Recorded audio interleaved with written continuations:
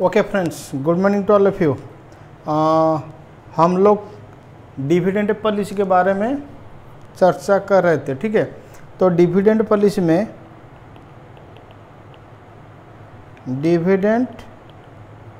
में हम लोग बहुत सारे कॉन्सेप्ट ऑलरेडी कवर कर चुके हैं। कौन सा टॉपिक? जैसा हाउ टू कैलकुलेट डिविडेंड, ये वाला टॉपिक हम कवर कर चुके हैं। फिर उसके बाद ऑल्टर मॉडल का कॉन्सेप्ट भी हम लोग कवर कर चुके हैं, ठीक है। तो सुनिए, लास्ट क्लास का जो वीडियो था तो उसमें रिकॉर्डिंग का थोड़ा प्रॉब्लम था, मतलब बोर्ड का जो क्लैरिटी वो ठीक से नहीं आया था। तो इस क्लास में मैं क्या करूँ ना, लास्ट क्लास का थोड़ा सा रिवीजन कर दूँ, फिर उसके बाद हमारा जो नेक्स्ट टॉपिक है हम उस नेक्स्ट टॉपिक को डिस्कशन करेंगे, ठीक है। तो सुनिए, लास्ट क्लास हम लोग किए थे ऑल्टर मॉडल। तो लास्ट क्लास हम लोग किए थे ऑल्टर मॉडल। तो सुनिए, ऑल्टर मॉडल एक डिविडेंड रिलेवेंस थ्योरी का मॉडल था। तो डिविडेंड रिलेवेंस थ्योरी का मतलब ऑल्टर मॉडल के हिसाब से डिविडेंड प्ले करेगा एक vital role file computing P0। इसका मतलब P0 के ऊपर डिविडेंड का इफेक्ट है। अगर डिविडेंड चेंज हो जाएगा तो डेफिनेटली P0 भी चेंज हो जाएगा, ठीक है। ओके, तो ऑल्टर के हिसाब से P0 का फॉर्मूला था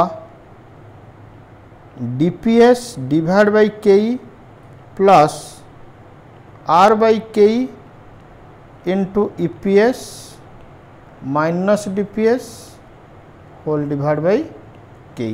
बस यही था ऑल्टर मॉडल के हिसाब से फॉर्मूला। तो आप बोलेंगे सर DPS का मतलब क्या था? DPS का मतलब था dividend per share.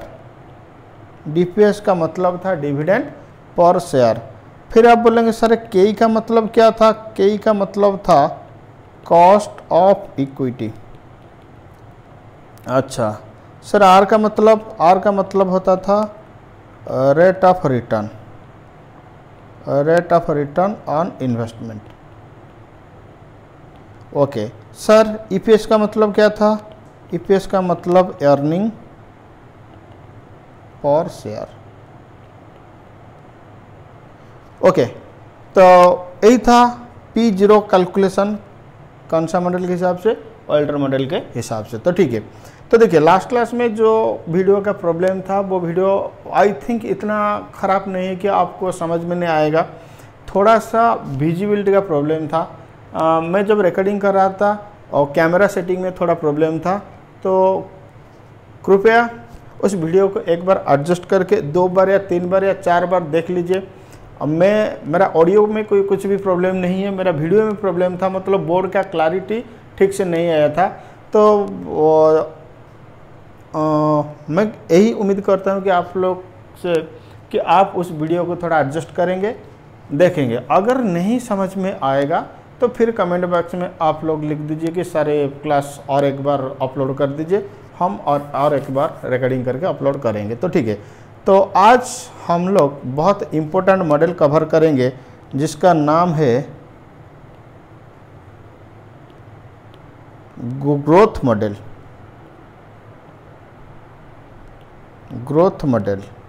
Oblique Gordon model. तो आप लोग एक काम कीजिए, मेरे साथ साथ हेडिंग लिखिए गॉर्डन मॉडल या ग्रोथ मॉडल। सुनिए, सबसे पहले गॉर्डन मॉडल या ग्रोथ मॉडल को डिस्कशन करने से पहले मैं आप लोग ऑल्टर मॉडल और गॉर्डन मॉडल के दोनों में कुछ कंपैरिजन करना चाहता हूँ। तो ठीक है, तो ऑल्टर ने बोला था कि कुछ अजम्पशन के हिसाब से ऑल्टर मॉडल काम करेगा। तो ऑल्टर ने बोले थे कि कुछ अजम्पशन के हिसाब से ऑल्टर मॉडल काम करेगा। अब बोलेंगे सर वो अजम्पशन क्या है? पहला अजम्पशन वो यही था कि DPS EPS एक कांस्टेंट। सर कितने साल के लिए कांस्टेंट? For ever constant. मतलब अगले साल, फिर अगले साल, फिर अगले साल, इन्फिनिटी पीरियड के तक ईपीएस एंड डीपीएस कांस्टेंट। आप बोलेंगे सर ओल्टर के हिसाब से और क्या अजम्पशन था? फिर ओल्टर बोले थे कि आर के ई कांस्टेंट, आर और के ई ये दोनों भी कांस्टेंट, ठीक है। आप बोलेंगे सर ओल्टर फिर क्या अजम्पशन लिए थे? नो टैक्स रेट, कुछ भी टैक्स रेट नहीं था, तो ठीक है। और बहुत सारे अजम्पशन था ओल्टर के हिसाब से, लेकिन ये तीनों अजम्पशन हमारे लिए बहुत इंपॉर्टेंट होता है, तो ठीक है। तो आइए हम देखेंगे कि गॉर्डन मॉडल और ओल्टर मॉडल के दोनों बीच, गॉर्डन मॉडल और ओल्टर मॉडल के बीच में क्या कंपैरिजन हम निकाल सकते हैं। तो ठीक है, सुनिए। जो ओल्टर ने बोले कि डीपीएस और ईपीएस ये हमेशा के लिए कांस्टेंट रहेगा, गॉर्डन इस बात को मना कर दिया। गॉर्डन ने बोला कि हाँ आर के ई इसको छोड़ो, ये कांस्टेंट होगा कि नहीं होगा वो तो दूसरी बात है, लेकिन आज मैं 10 रुपया इनकम कर रहा हूँ, क्या मैं हमेशा के लिए हर साल 10 रुपया इनकम करूँगा? इस बात का कोई लॉजिक है क्या? बिल्कुल नहीं है। लेकिन ओल्टर ने क्या बोले थे? ओल्टर ने बोले थे कि डीपीएस और ईपीएस हमेशा के लिए कांस्टेंट है, लेकिन गॉर्डन क्या बोले? बोले कि डीपीएस ईपीएस एक कांस्टेंट नहीं रहेगा, ओके, इसमें ग्रोथ होगा। क्या होगा? ग्रोथ होगा। अच्छा, इसका मतलब आज मैं 2 रुपया या 10 रुपया डिविडेंड मुझे मिल रहा है, इसका मतलब ये नहीं कि मैं हमेशा के लिए 10 रुपया डिविडेंड मुझे मिलेगा। मेरा जो आज का जो 10 रुपया डिविडेंड है ये अगले साल ग्रो करेगा, फिर अगले साल ग्रो करेगा, फिर ग्रो करेगा, फिर ग्रो करेगा, ऐसे इनफाइनाइट पीरियड तक ग्रो करते रहेगा, मतलब ग्रोथ होगा। इसीलिए इस मॉडल का नाम होता है ग्रोथ मॉडल। इसका मतलब डिविडेंड कांस्टेंट नहीं रहेगा, डिविडेंड में ग्रोथ होगा। लेकिन ओल्टर ने क्या बोले थे? डिविडेंड में डिविडेंड अमाउंट कांस्टेंट रहेगा, लेकिन गॉर्डन क्या बोले कि डिविडेंड अमाउंट कांस्टेंट नहीं होगा, डिविडेंड में ग्रोथ आएगा। तो ठीक है, इसीलिए इस मॉडल को हम लोग बोलते हैं कौन सा मॉडल? Growth model. तो सुनिए, अब बोलेंगे सर डिविडेंड कैसे ग्रो होगा, मतलब अमाउंट में या परसेंटेज में? देखिए, डिविडेंड परसेंटेज में ग्रो होगा, मतलब मैंने बोला कि आज बा मुझे लास्ट ईयर 10 रुपया के डिविडेंड मिल रहा था, ये हर साल 5% ग्रो करेगा, मतलब अगले साल 10 रुपया से 5% ग्रो करेगा, फिर 5%, फिर 5%, फिर 5%। इसका मतलब पर आनम बा हर साल ये 5% ग्रो करेगा। अब बोले सर इसका क्या लॉजिक है कि हर साल 5% ग्रो करेगा? यही है गॉर्डन मॉडल का अजम्पशन कि अगर डिविडेंड फ्लक्चुएशन में ग्रो करता है, लेकिन कुछ साल के बाद एक कांस्टेंट रेट में ग्रो करेगा। इसका मतलब बहुत सारे सिचुएशन हो सकते हैं, बहुत सारे सिचुएशन हो सकते हैं। क्या ना, देखो ये हमारा टाइमलाइन है, मैंने यहीं पे खड़ा हूँ, तो ये मेरे लिए 0, मतलब आज लास्ट साल व लास्ट ईयर मुझे 10 रुपया डिविडेंड मिला था। कितना? 10 रुपया। तो ऐसा हो सकता है ये मेरे लिए ईयर 1, ये मेरे लिए ईयर 2, ये ईयर 3, ऐसे इन्फिनिटी पीरियड तक चलेगा। तो ठीक है, तो ऐसे हो सकता है कि ईयर 1 से डिविडेंड विल ग्रो बाय 5% पर annum। अच्छा, इसका मतलब लास्ट ईयर का डिविडेंड कितना था? 10 रुपया। ईयर 1 में कितना परसेंट ग्रो करेगा? 5%। फिर ईयर 2 में कितना परसेंट? 5%। फिर ईयर 3 में कितना? 5%। ऐसे चलते रहेगा इनफाइनाइट पीरियड तक। तो क्या मैं कह सकता हूं कि growth rate multiple growth rate या constant growth rate? Sir constant growth rate, ठीक है। फिर ये जो कांस्टेंट ग्रोथ रेट ये कांस्टेंट किस साल से हो रहा है, मतलब from which year dividend growth rate is constant? Sir dividend growth rate is constant from year 1, dividend growth rate is constant from year 1, okay sir. और क्या सिचुएशन हो सकता है, देखो और क्या हो सकता है, मैं आपके सामने डिस्कशन कर रहा हूँ। मान लो ये मेरे लिए 0, ये 1, ये दूसरा साल, ये थर्ड ईयर, ऐसे चलते रहेगा इन्फाइनाइट तक, ओके। तो लास्ट ईयर मुझे डिविडेंड मिल रहा था 10 रुपया, बोला लास्ट ईयर मुझे कितना डिविडेंड मिल रहा था 10 रुपया, तो ठीक है। अब बोलेंगे सर डिविडेंड तो ग्रो करेगा, हाँ मैंने बोला कि फर्स्ट ईयर डिविडेंड 6% ग्रो करेगा, कितना परसेंट, 6%।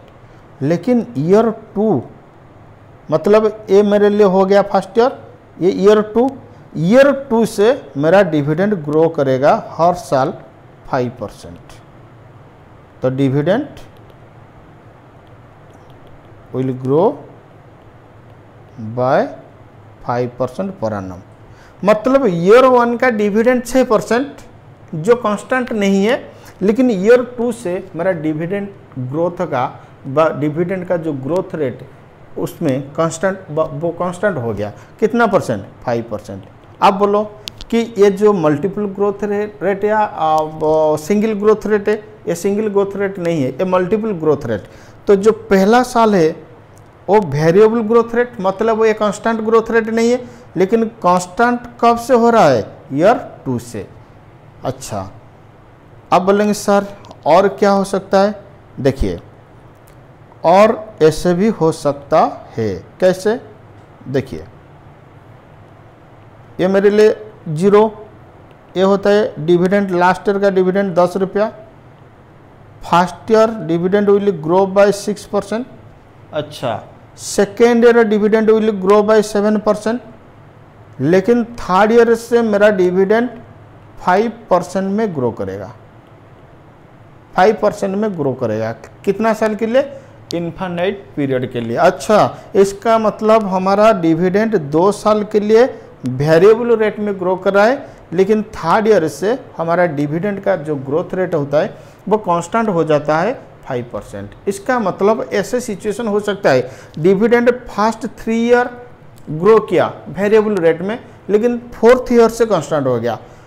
फिर और एक सिचुएशन हो सकता है डिविडेंड 5 साल के लिए वेरिएबल ग्रोथ रेट में ग्रो किया, फिर 6 ईयर से कांस्टेंट हो जाता है। मतलब ये जो पहला एग्जांपल था इसमें डिविडेंड एकदम बिगनिंग से डिविडेंड का ग्रोथ रेट कांस्टेंट। ये जो दूसरा एग्जांपल है डिविडेंड फर्स्ट ईयर का ग्रोथ रेट कांस्टेंट नहीं है, लेकिन ईयर 2 से कांस्टेंट है। अच्छा ये जो एग्जांपल था फर्स्ट ईयर और सेकेंड ईयर का डिविडेंड ग्रोथ रेट कांस्टेंट नहीं है, लेकिन ईयर 3 से कांस्टेंट हो गया। और भी मैं एग्जांपल लिख सकता हूँ, क्या, ये मेरे लिए डिविडेंड लास्ट ईयर का 10 रुपया, ये 0, ये 1 2 3, तो फर्स्ट ईयर का ग्रोथ रेट 6%, सेकेंड ईयर का 7%, थर्ड ईयर का 8%, लेकिन ईयर 4 ऑनवर्ड्स डिविडेंड में ग्रो हो जाएगा 5%। मतलब अगर डिविडेंड वेरिएबल ग्रोथ रेट में ग्रो करता है, लेकिन ये एक दिन जो ग्रोथ रेट वो कांस्टेंट हो जाएगा। अब बोलेंगे सर इन्फिनिटी पीरियड तक ऐसे वेरिएबल होते रहेगा, इंस्टीट्यूट ऐसे नहीं बोलेगा कि इन्फिनिटी पीरियड तक डिविडेंड का ग्रोथ रेट वेरिएबल है। तो इसका मतलब डिविडेंड का ग्रोथ रेट या तो बिगनिंग से एकदम ईयर 1 से कांस्टेंट हो सकता है, नहीं तो कुछ साल वेरिएबल ग्रोथ रेट होता है, फिर उसके बाद कांस्टेंट हो जाता है।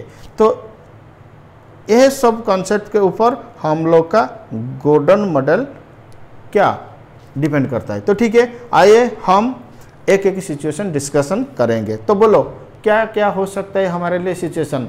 डिविडेंड का ग्रोथ रेट, डिविडेंड में ग्रोथ आएगा, ऐसा नो, डिविडेंड कभी कांस्टेंट नहीं होगा, लेकिन डिविडेंड ग्रो करेगा, लेकिन जो ग्रोथ का रेट होता है वो कांस्टेंट हो सकता है। मतलब हर साल 5% ग्रो करेगा, या हर साल 6% ग्रो करेगा, और हर साल 7% ग्रो करेगा, ऐसे कुछ भी हो सकता है। तो ठीक है, तो मेरे साथ साथ मेरे हिसाब से ये सब कॉपी करने का कोई ज़रूरत नहीं है। अगर आपको कॉपी करना है तो मैं ये वाला जो इसको पहले कॉपी मारो।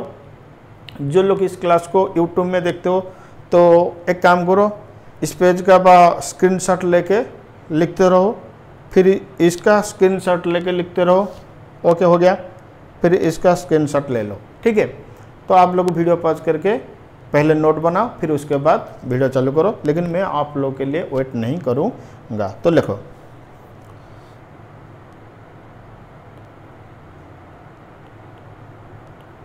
Gordon says that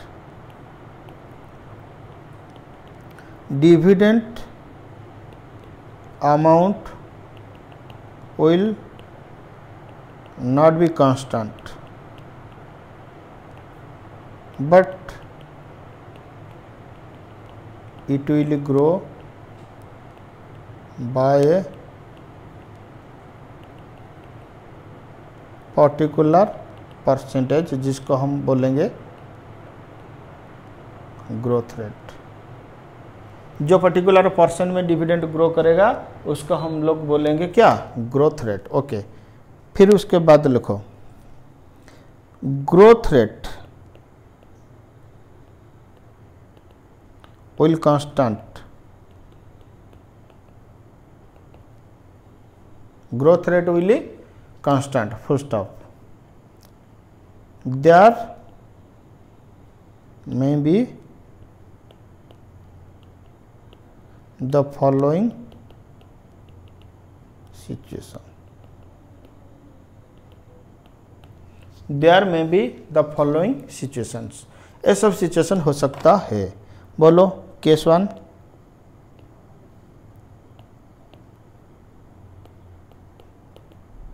case 1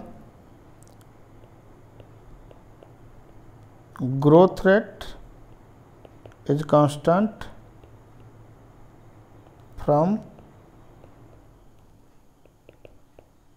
year 1। अब बोलेंगे सर और क्या हो सकता है, केस 2 भी हो सकता है क्या,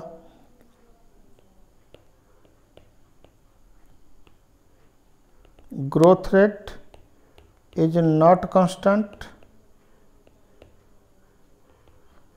for first year, but it will be constant from second year। पहला साल का ग्रोथ रेट कांस्टेंट नहीं है, मतलब कुछ अलग रेट में ग्रो करेगा, लेकिन ईयर 2 से कांस्टेंट ग्रोथ रेट हो जाएगा टिल इनफाइनाइट पीरियड।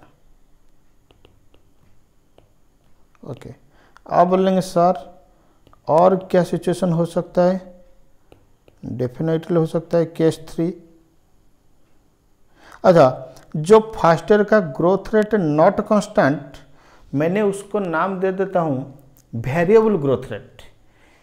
ओके, अगर एक बार कांस्टेंट हो जाएगा तो मैं उसका नाम दे देता हूं कांस्टेंट ग्रोथ रेट। ओके, तो ऐसे बोलने से हम लोग का जो पैराग्राफ होता है वो थोड़ा शॉर्ट हो जाएगा पर कम हो जाएगा, और कुछ बात नहीं है, समझने के हम लोग को समझ में आएगा। ठीक है, okay.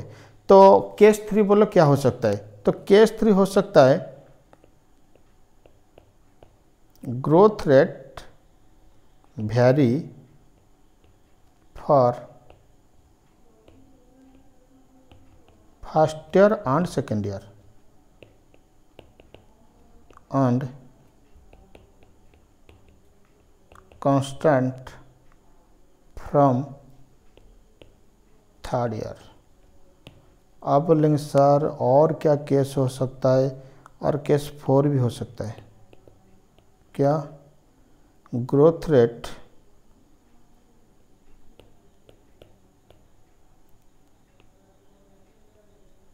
vary for first, second and third year, but will constant from fourth year. आप बोलेंगे सर और भी केस हो सकता है, केस 5 फर्स्ट, सेकेंड, थर्ड, 4 के लिए वेरी, फिफ्थ ईयर से कांस्टेंट।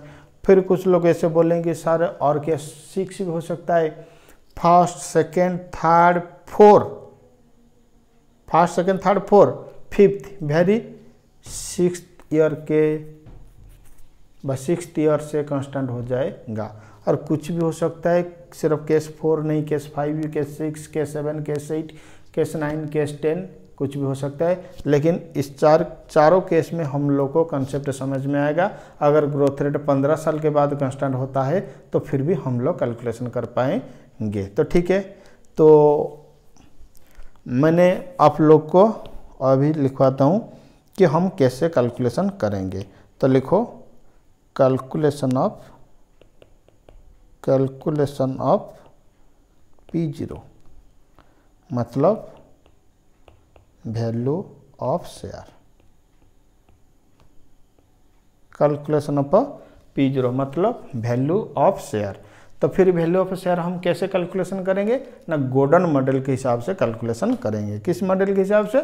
Gordon model. ओके, तो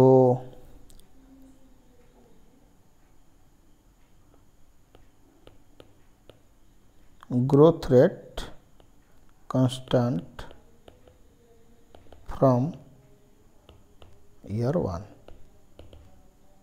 growth rate constant from year 1। इसका मतलब मैंने केस 1 डिस्कशन कर रहा हूँ। Growth rate is constant from year 1। ठीक है, ओके। अब बोलें सर बोलो, लिखो P0 is equal to D1 divide by KE minus G। इस फॉर्मूला को एक बार लिखो। ठीक है, अब बोलेंगे सर इसका लॉजिक हमें समझाओ। देखिए, ये एक मॉडल होता है, तो ठीक है, तो मॉडल को अप्लाई करके कैलकुलेशन करना, इसका मतलब मॉडल का एप्लीकेशन सीखना हमारे लिए बहुत इंपॉर्टेंट होता है। मॉडल का डेरिवेशन सीखना हमारे लिए इम्पोर्टेंट नहीं है, फिर भी हम लोग सीख सकते हैं। तो इसका मतलब है कि हम सीखेंगे नहीं। इसका डेरिवेशन मैं अभी कवर नहीं करूंगा क्योंकि वीडियो लेंदी हो जाएगा, आप लोग बोर हो जाएंगे। तो हम पहले उस कॉन्सेप्ट का एप्लीकेशन या मॉडल का एप्लीकेशन सीखेंगे, फिर उसके बाद हम डेफिनेटली मैं आपको डेरिवेशन सिखाऊंगा। तो ठीक है, तो P0 अगर डिविडेंड का ग्रोथ रेट ईयर 1 से कांस्टेंट हो जाता है तो P0 का फॉर्मूला होता है D1 divide by KE minus G। अब बोलेंगे सर P0 का मतलब क्या होता है? P0 का मतलब value of equity share. Sir ये वैल्यू कौन सा ईयर में आएगा? ये T0 पॉइंट ऑफ टाइम में आएगा। तो क्योंकि प्रेजेंट वैल्यू हमेशा T0 में आता है, तो इसका मतलब इसीलिए इसका मतलब P0, P1 P2 नहीं। ओके, अब बोलेंगे सर D1 का मतलब होता है डिविडेंड एक्सपेक्टेड। मेरा वर्डिंग को ध्यान दीजिए, dividend expected to be paid in first year. अच्छा, और डिविडेंड टू बी पेड, तामने कितना डिविडेंड दिया जाएगा ईयर 1 में। लास्ट ईयर कितना डिविडेंड मिला था वो नहीं, ईयर 1 में कितना डिविडेंड मिलेगा ईयर 1 में, ईयर 2 में नहीं। अब बोलेंगे सर एग्जाम्पल लेके हमें समझाइए कि D1 का मतलब क्या होता है, हमें तो कुछ समझ में नहीं आ रहा है। सुनो, मान लो लास्ट ईयर का DPS था 10 रुपया, लास्ट ईयर का डिविडेंड कितना था 10 रुपया। मैंने कहा कि डिविडेंड ईयर 1 से डिविडेंड का अमाउंट ग्रो करेगा 10% पर एनम। मतलब ये वेरिएबल ग्रोथ रेट नहीं है, ये कांस्टेंट ग्रोथ रेट है। ये वेरिएबल ग्रोथ रेट नहीं है, इसमें कांस्टेंट ग्रोथ रेट। इसका मतलब जो कांस्टेंट ग्रोथ रेट, डिविडेंड का ग्रोथ रेट कांस्टेंट हो जाता है वो ईयर 1 से कांस्टेंट हो जाता है, ईयर 2 या ईयर 3 नहीं।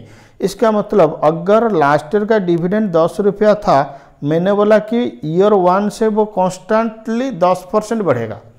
तो आप बोले कि सर ईयर 1 में आप कितना डिविडेंड एक्सपेक्ट कर सकते हैं? सर क्या बात, 10 रुपया का डिविडेंड 10% बढ़ेगा, इसका मतलब इधर 11% ही 11 ही मिलेगा। अब बोलेंगे सर 11 कैसा आया? 11 ऐसे आया 10 इंटू 1 प्लस 10 इंटू 1 प्लस 10%। अच्छा सर ये 10 क्या था, ये D0 था। अच्छा ये 10% क्या, ग्रोथ रेट। इसका मतलब D1 का मतलब D1 का फॉर्मूला बनता है D0 इंटू 1 प्लस जी, D0 इंटू 1 प्लस जी। तो मेरे हिसाब से आप लोग को D1 के बारे में नॉलेज मिल गया होगा। तो ठीक है, तो D1 हम यूज करेंगे, D1 यूज करेंगे, D0 नहीं। तो D0 को अगर लेंगे तो D1 पहले कैलकुलेशन होगा, तो D1 हो जाएगा D0 into 1 plus G, divide by क्या हो जाएगा, K माइनस जी। तो एक ही बात है, D1 कैलकुलेशन होगा D0 इंटू 1 प्लस जी। ओके,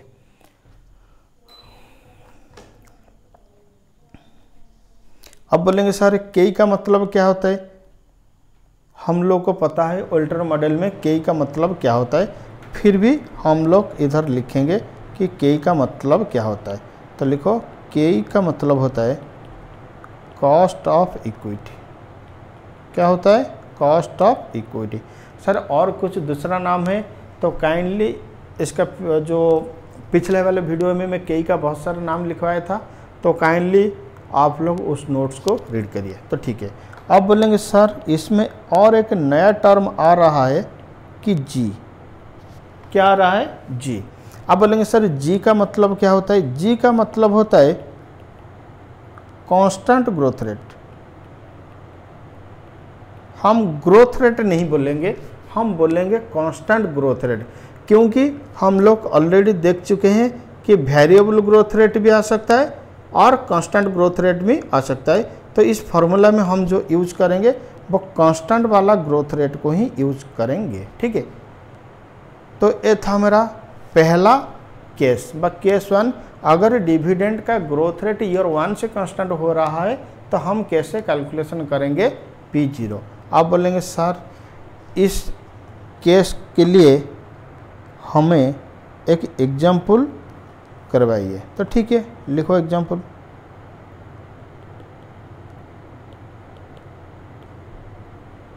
देखो एग्जाम्पल, देखिए मेरे पास शायद कैलकुलेटर नहीं है, तो अगर मेरे पास कैलकुलेटर नहीं होगा तो मैं कैलकुलेशन नहीं कर सकता हूँ। तो मैं इक्वेशन फ्रेम करके ऐसे आपको दे दूंगा, आप लोग कैलकुलेशन करके वैल्यू लिखेंगे। तो ठीक है, सुनिए एग्जाम्पल में लिखो last year XYZ limited paid dividend ₹10 पर शेयर।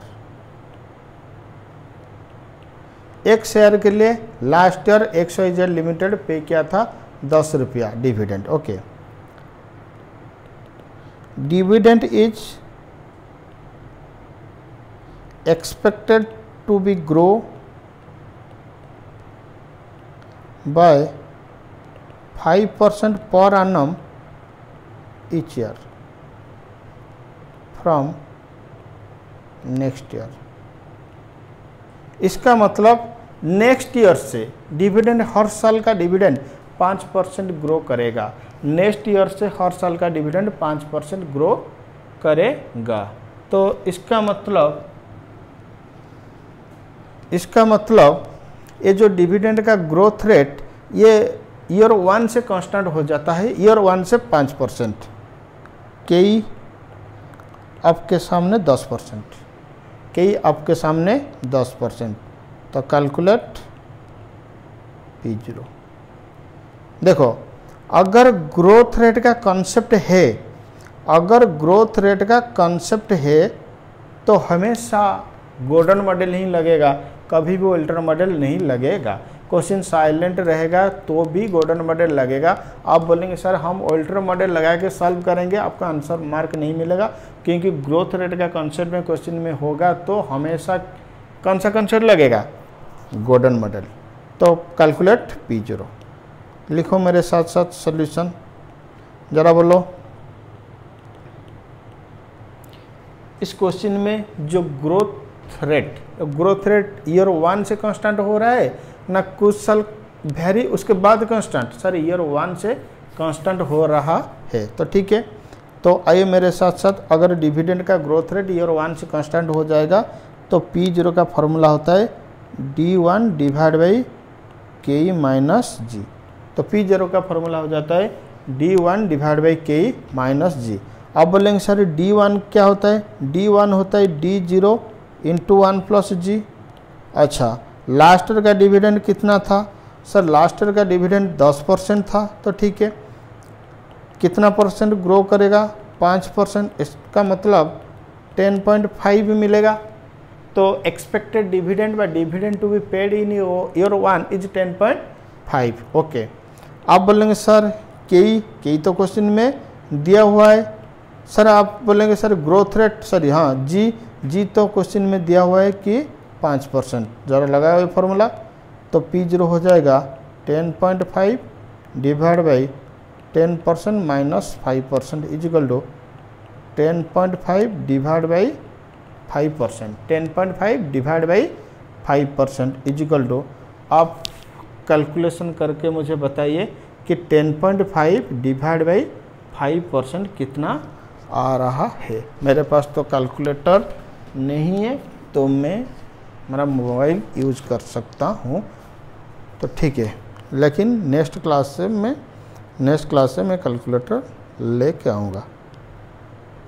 आप लोग फटाफट कैलकुलेशन करिए, मेरे लिए इंतज़ार मत करो, ठीक है।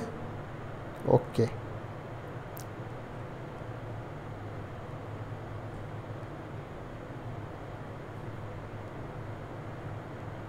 सर इसका कैलकुलेटर कहाँ गया,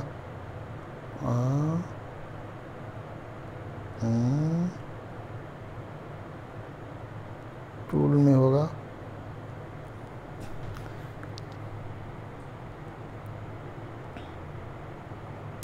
क्या 10.5 डिवाइड बाई 0.05 मतलब 5%। सर इसका आंसर आ रहा है 210। ठीक है, P0 का वैल्यू होगा 210। ठीक है, ये था हमारे लिए केस 1। तो growth rate is constant from year 1। Okay, आप बोलेंगे सर अगर ग्रोथ रेट ईयर 1 का वेरी ईयर 2 से कांस्टेंट हुआ, तो लिखो मेरे साथ साथ नेक्स्ट केस।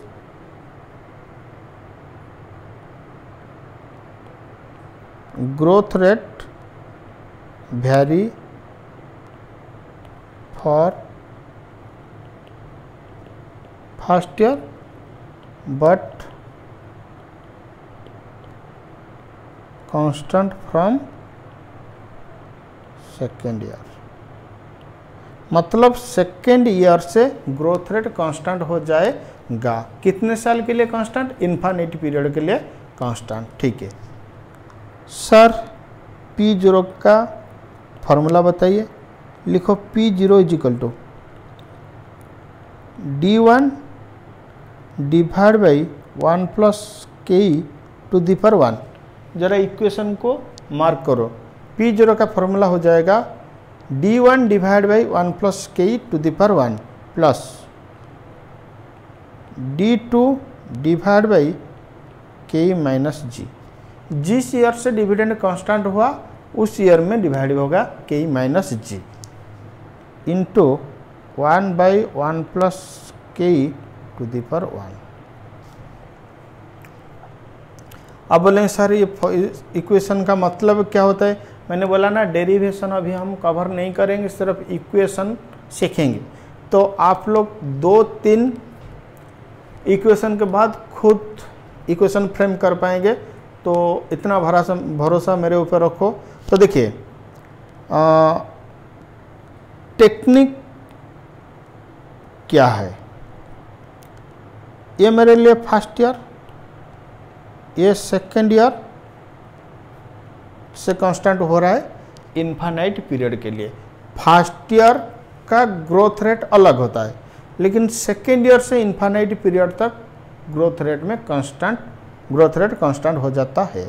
तो जो इस first year growth rate very, इसीलिए ये फर्स्ट ईयर डिविडेंड के लिए, तो फर्स्ट ईयर का डिविडेंड का प्रेजेंट वैल्यू मैंने ले लिया। तो बोलो जो ईयर 1 में वैल्यू आता है उसका प्रेजेंट वैल्यू मतलब 0 को आएगा, तो 1 साल के लिए डिस्काउंट होगा, इसीलिए फर्स्ट ईयर डिविडेंड को मैंने 1 साल के लिए डिस्काउंट कर दिया। तो ठीक है, सेकेंड ईयर से डिविडेंड कांस्टेंट हो जाता है, सेकेंड ईयर से डिविडेंड का ग्रोथ रेट कांस्टेंट हो जाता है, तो इसीलिए मैंने D2 divide by K minus G कर लिया। ओके, देखिए पिछला एग्जाम्पल में फर्स्ट ईयर से डिविडेंड कांस्टेंट हो गया था, तो इसीलिए D1 divide by K minus G हम लोग किए थे, मतलब जिस साल में डिविडेंड कांस्टेंट होगा उसी साल का डिविडेंड में डिवाइड बाय होगा K माइनस G। फिर और एक बात सुनो, जिस साल में ये फॉर्मूला लगेगा, मतलब फर्स्ट ईयर का डिविडेंड में ये फॉर्मूला लगा तो 0 का वैल्यू मिल गया, सेकेंड ईयर डिविडेंड में ये फॉर्मूला लगेगा तो डायरेक्टली 0 का वैल्यू नहीं मिलेगा, वो ईयर 1 का वैल्यू मिलेगा। मतलब जिस साल ये फॉर्मूला लगेगा वो वैल्यू बन जाएगा उस प्रीवियस ईयर का वैल्यू। मतलब सुनिए ध्यान से, अगर मैं D1 divide by K minus G कर दूं, ये सीधा P0 को आ जाएगा। ओके, अगर मैं D2 divide by K minus G करूँ तो इसमें वैल्यू P0 को नहीं आएगा, इसमें P1 को आएगा। मतलब वो ईयर 1 में क्या वैल्यू है मिलेगा, फिर इसको हम लोग 0 को लाएंगे, मतलब और एक बार हमको डिस्काउंटिंग करना पड़ेगा 1 ईयर के लिए। इसका मतलब 1 साल के लिए इस वैल्यू को भी हम डिस्काउंटिंग करेंगे और एक बार। तो ठीक है, अगर D2 divide by K minus G लगाएंगे, ये वैल्यू 1 साल पीछे आ जाता है, 2 साल नहीं। अगर इसमें 1 में लगा था इसीलिए डायरेक्टली 0 को आ गया, क्योंकि 1 साल पीछे आएगा। इसमें D2 divide by K minus G हम लोग लगाए थे, तो इसीलिए P0 को वैल्यू नहीं आता है, 1 को आता है, फिर उसको 1 ईयर का पीछे हमको लाना है, मतलब और 1 साल के लिए हम डिस्काउंटिंग करेंगे। इसीलिए इस इक्वेशन को चेक करो, ठीक है। मैंने ये जो फॉर्मूला लगाया D2 divide by K minus G, इसका वैल्यू 0 को आया या 1 को आया? सर 1 को आया। तो फिर और एक बार अलग से मुझे ईयर 0 को ले आया डिस्काउंटिंग करके। तो ये 1 साल का डिस्काउंटिंग फैक्टर होता है 1/1 plus K to the power 1। तो इस फॉर्मूला हम लगाए थे, ईयर 1 को आए थे, फिर ईयर 1 से 1 साल डिस्काउंटिंग करके हमको 0 का वैल्यू मिल गया। ओके, ठीक है। और 2-3 केस देखने के बाद आपको समझ में आएगा। तो ठीक है, मैं अभी एग्जाम्पल नहीं करवाता हूँ, मैं सिर्फ इक्वेशन फ्रेम कर रहा हूँ, ठीक है। हाँ, इस एग्जाम्पल में हम लोग का डिविडेंड वैरी था फर्स्ट ईयर बट कांस्टेंट हो गया था सेकेंड ईयर से। आप बोलेंगे sir dividend vary first year and second year but constant from third year। ओके, पिछले एग्जाम्पल में व पिछले कंसेप्ट में डिविडेंड का ग्रोथ रेट सेकेंड ईयर से कांस्टेंट हुआ था। अब इस केस में डिविडेंड का ग्रोथ रेट थर्ड ईयर से कांस्टेंट हो रहा है। तो आप लोग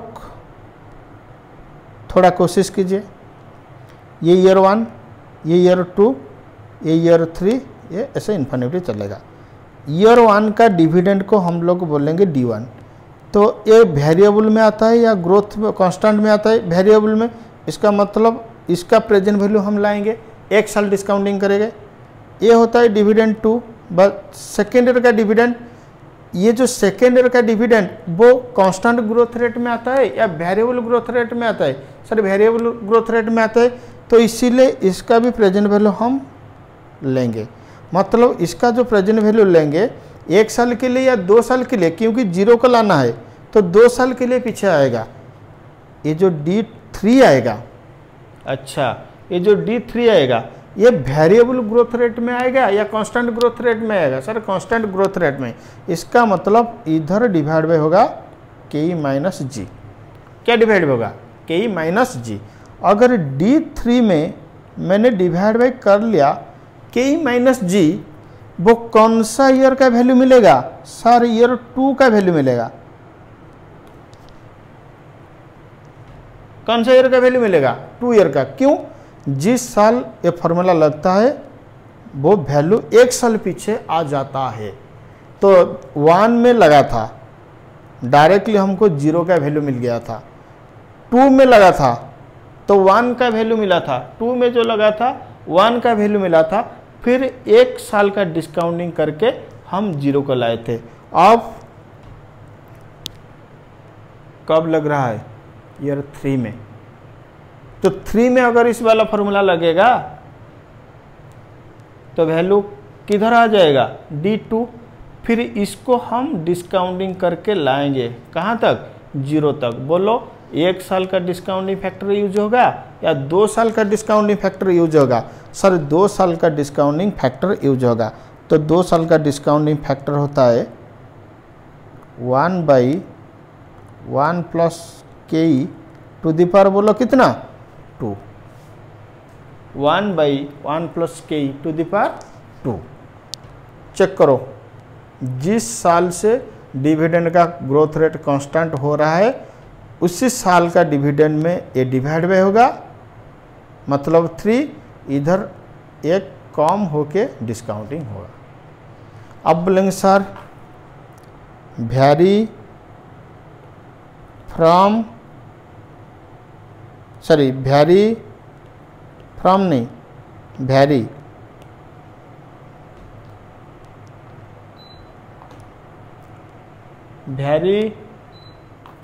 क्या? First comma second and third year. पहला साल, दूसरा साल और तीसरा साल ये very, but constant from year 4। जरा आप लोग इक्वेशन फ्रेम कीजिए, मैं भी आपको हेल्प करूंगा जरूर। बोलो P0 क्या होगा? नहीं, पहले हम लोग ग्राफ में समझेंगे, तो ठीक है। तो आइए मेरे साथ साथ ग्राफ बनाइए। ये हमारे लिए 0, A1, A2, A3, A4, D1, इसका डिविडेंड को हम बोलेंगे D2, इसका डिविडेंड को बोलेंगे D3, इसका डिविडेंड को बोलेंगे D4।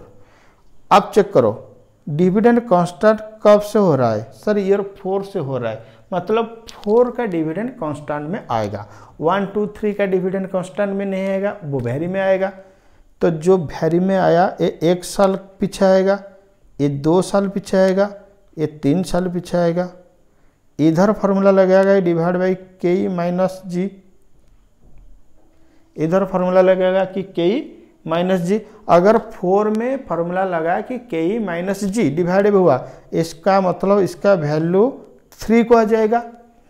फिर इसको 3 साल के लिए हम डिस्काउंटिंग करेंगे, 4 साल के लिए नहीं, 3 साल। इसका मतलब इसमें डिस्काउंटिंग फैक्टर क्या मल्टीप्लाई होगा? 1 डिवाइड बाई 1 प्लस के, बोलो टू द पावर 3 और 4, 3 टू द पावर 3 और 4, 3। फिर और एक इक्वेशन देखो, मैंने अब रखूंगा very first year, second year, third year and fourth year, but will constant from fifth year. तो very first comma second, third, fourth and constant from fifth year. बस पहले ग्राफ बनाओ। अगर ग्राफ नहीं बनाओगे तो एफएम का ये वाला टॉपिक आपको क्लियर नहीं होगा। तो ग्राफ बना के चलो मेरे साथ साथ। ओके, ये 1, ये 2, ये 3, ये 4, ये 5 अगर चला। एक बार डिविडेंड कांस्टेंट हो गया, डिविडेंड का ग्रोथ रेट कांस्टेंट हो गया, इसका मतलब उसके आगे हम लोग नहीं देखेंगे। तो ठीक है, इसका डिविडेंड D1, इसका डिविडेंड हमारे लिए D2, इसका डिविडेंड हमारे लिए D3, इसका डिविडेंड D4, इसका डिविडेंड D5। बोलो कांस्टेंट में कौन सा डिविडेंड आ रहा है? D5। तो D5 में डिवाइड बाय होगा K माइनस G। क्यों? डिविडेंड का ग्रोथ रेट कांस्टेंट हो रहा है फ्रॉम फिफ्थ ईयर। आप बोलेंगे सर इसका लॉजिक क्या है, इसका डेरिवेशन क्या है? मैंने बोला ना बबुआ, डेरिवेशन अभी हम लोग नहीं समझेंगे। अब हम लोग इक्वेशन समझेंगे, उस इक्वेशन का अप्लाई करके प्रॉब्लम सॉल्व करेंगे, फिर बाद में हम लोग डेरिवेशन सीखेंगे। डेरिवेशन जरूर सीखेंगे, डेरिवेशन बहुत इंटरेस्टिंग होता है इस मॉडल का। तो D5 में डिवाइड बाय हुआ K माइनस G, तो ये जो वैल्यू आएगा ये सीधा 0 का आ जाएगा या 4 का आएगा? 4 का आएगा। फिर उसको हम लोग को 0 का लाना है, तो इसीलिए हम 4 साल का डिस्काउंटिंग फैक्टर मल्टीप्लाई करेंगे। 1/1 plus K to the power बोलो कितना होगा? 4। 1/1 plus K to the power 4। तो D5 से कवर हो गया। ओके, इसका प्रेजेंट वैल्यू 1 साल के लिए, इसका प्रेजेंट वैल्यू 2 साल के लिए, इसका 3 साल के लिए, इसका 4 साल के लिए। तो मेरे साथ साथ इक्वेशन लिखो। बोलो P0 क्या होगा? बोलो D1 कितना साल के लिए पीछे आएगा? सर 1 साल।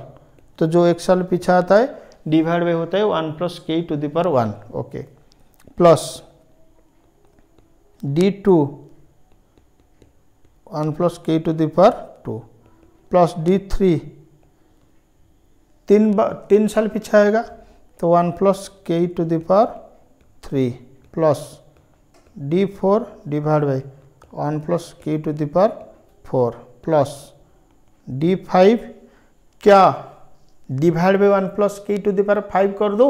सर नहीं, क्यों? डिविडेंड 5/D5 का बाय ईयर 5 का डिविडेंड कांस्टेंट ग्रोथ रेट में आ जाता है। तो इसीलिए D5 में डिवाइड बाय होगा K माइनस G। अगर ए डिवाइड बाय हो गया K माइनस G, इसका वैल्यू ईयर 4 का आ गया, तो फिर उसको हम डिवाइड बाय करेंगे 4th साल का डिस्काउंटिंग फैक्टर। इसका मतलब इनटू करेंगे ना 1 डिस्काउंटिंग फैक्टर। क्यों? तो इसमें अगर डिवाइड बाय में करूँ ए, इसका मतलब इनडायरेक्ट मीनिंग ये होता है कि मैं मल्टीप्लाई कर दूं 1/a। तो इसीलिए मैंने मल्टीप्लाई कर दिया 1/1 plus K to the power बोलो कितना? 4। लास्ट इक्वेशन मेरे पास, कलर में चेंज कर दूं, श्योर बोलो कौन सा कलर हम ले लेंगे? ये वाला कलर लेंगे, ठीक है।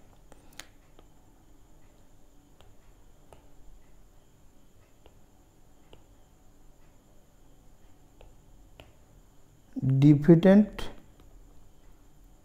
vary first, second, third, fourth, fifth year. 5 साल के लिए डिविडेंड का growth rate variable growth rate but constant from 6th year.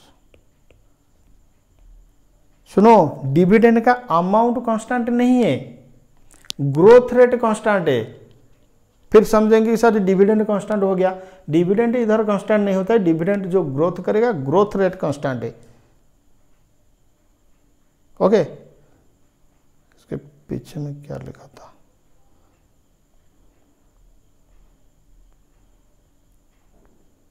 इधर क्लियरली लिखा हुआ है, फिर इसको इधर हम लोग क्लियरली नहीं लिखेंगे, समझने में आना चाहिए। तो ठीक है, बोलो बनाओ इक्वेशन 1 2 3 4 5 6, इसको D1 इधर मिलेगा D2 D3 D4 D5 D6, बोलो D6 कांस्टेंट हो रहा है, इसका मतलब इधर होगा K माइनस जी। ओके, एक कौन सा ईयर को वैल्यू आएगा सर 5 को, इसीलिए इसमें फिर मल्टीप्लाई होगा 1/1 प्लस के टू द पावर बोलो कितना 5, फिर 1 का प्रेजेंट वैल्यू 2 का प्रेजेंट वैल्यू ये सब का present value.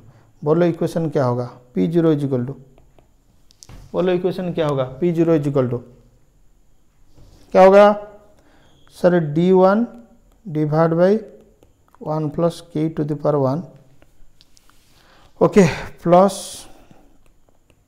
D2 divide by 1 plus के to the power 2 plus D3 divide by 1 plus के to the power 3 plus D4 divide by 1 plus के to the power 4 plus D5 divide by 1 plus के to the power 5 plus D6 divide by, बोलो क्या होगा D6 divide by क्या होगा 1 plus के। No sir no, आप क्या कर रहे हो, ऐसा नहीं होता है, के माइनस जी इंटू 1/1 प्लस के टू द पावर बोलो कितना 5। बस मेरे हिसाब से अगर क्वेश्चन में दिया कि 8 साल के लिए डिविडेंड का ग्रोथ रेट वैरी, उसके बाद कांस्टेंट, आप लोग इक्वेशन बना सकते हैं। तो ठीक है, तो अभी मैं आप लोगों को एग्जैक्टली 5 मिनट का ब्रेक दे रहा हूँ। ब्रेक के बाद हम लोग इसके ऊपर प्रैक्टिकल प्रॉब्लम सॉल्व करेंगे, लेकिन ब्रेक में आप लोग कहीं भी मत जाइए, इसको रिवाइज करिए। ब्रेक आप लोग के लिए नहीं, ब्रेक मेरे लिए। तो मैं थोड़ा रेस्ट ले रहा हूँ, मैं थोड़ा ब्रेक ले रहा हूँ, लेकिन आप लोग इस कॉन्सेप्ट को एकदम 5 मिनट में थॉरोली रिवाइज कीजिए, नहीं तो इसके ऊपर जो प्रॉब्लम मैं सॉल्व करूँगा वो प्रॉब्लम आपके दिमाग में नहीं जाएगा अगर इक्वेशन आप लोग फ्रेम नहीं कर सकते हैं तो ठीक है, अभी के लिए इतना, हम लोग फिर मिलेंगे ब्रेक के बाद। Thank you.